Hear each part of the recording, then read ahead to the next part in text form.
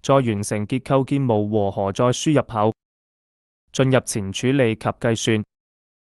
點擊計算參數，在彈出的參數輸入對話框中，選擇結構總體信息，選擇結構類型為框架剪力牆結構，材料選擇鋼筋混凝土，結構規範選擇香港，行荷載計算，選擇施工模擬3，封荷載計算或一般計算方法。勾選生成封荷載計算子模型，軟件在封荷載計算時會自動生成不含結構測量，採用剛性樓板架定的子模型。進入封荷載信息頁面，根據結構 X 向和 Y 向的高寬比，查閱香港風力效應作業守則2019年版附錄 C2，得到結構荷載計算時的阻尼比為 3%， 加速度計算時的阻尼比為 2%， 修改封荷載重現期為10年，並勾選上計算扭力荷載。注意 X 向和 Y 向的基本頻率，需要對模型預先計算一次後，再回到此處進行讀取，或者也可以採用手算輸入基本頻率。軟件同時也支持在指定封荷載中自定義輸入手算的結構封荷載，需要輸入 X 向順風封荷載、Y 向順風封荷載以及層最大扭矩值。同時勾選使用指定封荷載數據，點擊活荷載信息，勾選考慮良活荷載蝕減，勾選考慮處長活荷載蝕減。軟件將根據行載及外加荷載作業守則2021修訂版進行活荷載蝕減，同時建議也勾選全扭，考慮活荷載不利佈置。點擊構件設計信息，選擇混凝土計算長度係數，方法為查表法，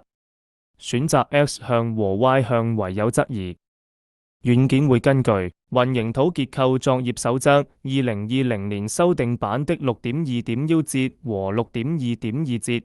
自動計算柱和牆的有效高度。如果模型局部存在無質疑柱子或無質疑牆，可在前處理及計算中選擇計算長度，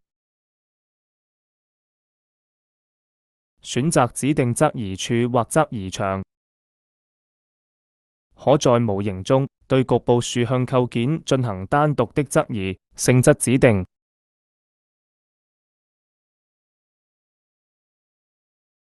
點擊荷載組合，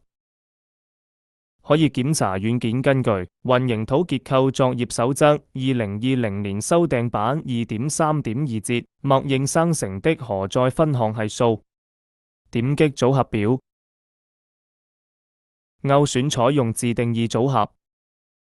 可查看或修改軟件生成的所有荷載組合功放。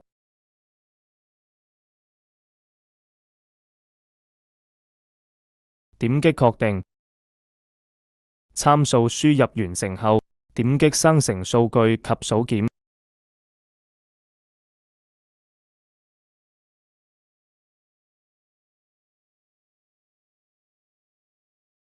完成後點擊計算簡圖，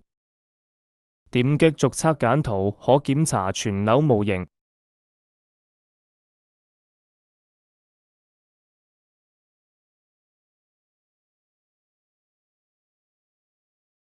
點擊自動分塔示意，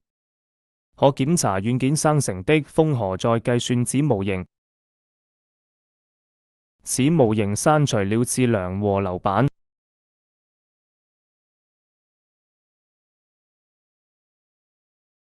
確認無誤後，點擊計算，選擇只計算無設計。